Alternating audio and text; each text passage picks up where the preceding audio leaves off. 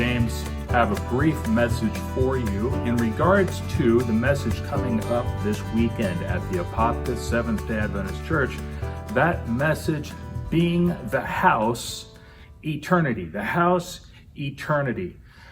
We've been going through this series called The House and really taking a look at what the house of God really is, what the Bible teaches us about what it has been since the time of creation.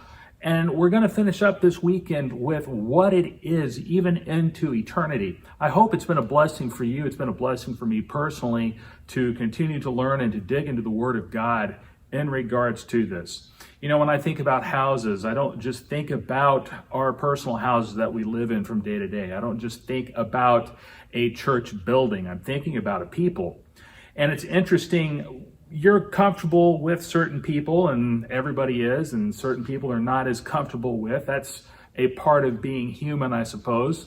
It's the same way with church buildings too. I think about the architecture of different churches that I've seen in my lifetime. And I think of two in particular.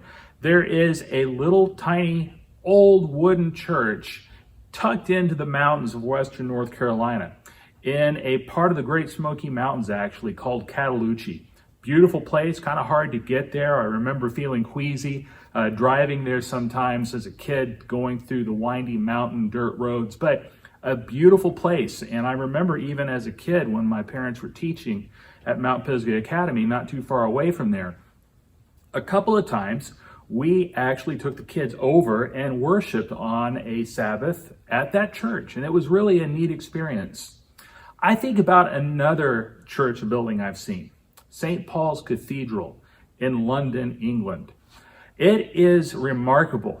What a piece of architecture that is, to be able to see the grandeur on the inside and to see, this is where Princess Diana actually was married to Prince Charles back in the early 1980s, and many of you watching this may remember that.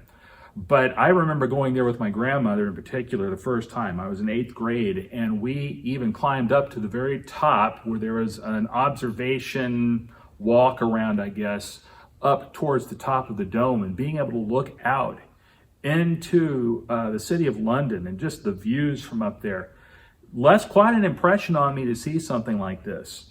And I don't know what kind of church building you may feel more comfortable in, if you enjoy the grandeur or if you enjoy the maybe old-fashioned intimacy a little bit. It's interesting, however, to me that from God's perspective, that any building, any place, any person that the house of God is comfortable with you. That's an amazing thought. God is perfectly comfortable with you. Now, you may say to yourself, well, think about the things that I've done. Think about who I've been in my life. I mean, how could he possibly be comfortable with me? But this is the same God that sent his son into the world to die for us when we were still his enemies. I believe that God has a comfort level with humanity. And in fact, I believe he always has. And it goes into eternity. Revelation 21, starting in verse 1, I saw a new heaven and a new earth, for the first heaven and first earth had passed away, and there was no longer any sea. I saw the holy city, the new Jerusalem, coming down out of heaven from God, prepared as a bride, beautifully dressed for her husband. And I heard a loud voice from the throne saying, now the dwelling of God is with men, and he will live with them. They will be his people, and God himself will be with them and be their God. God has prepared an eternal home for us to be with him. That's really what the house is. The house is wherever God is with you. And God would not say that. God would not build that if he was not comfortable with you.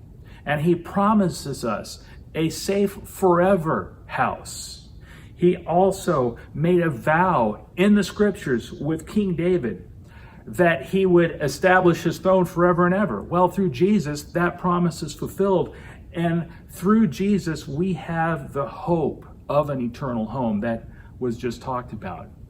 I hope that as we speak about that this weekend, this Sabbath at the 11 o'clock service here at the Apopka Seventh-day Adventist Church, pray that you're blessed, but I also pray that you come to be more comfortable with the God who loves you and the God who has made a forever home for you, the God who is comfortable with you, and that you feel like you yourself can be the house of God in your life. God bless you. We'll see you this weekend.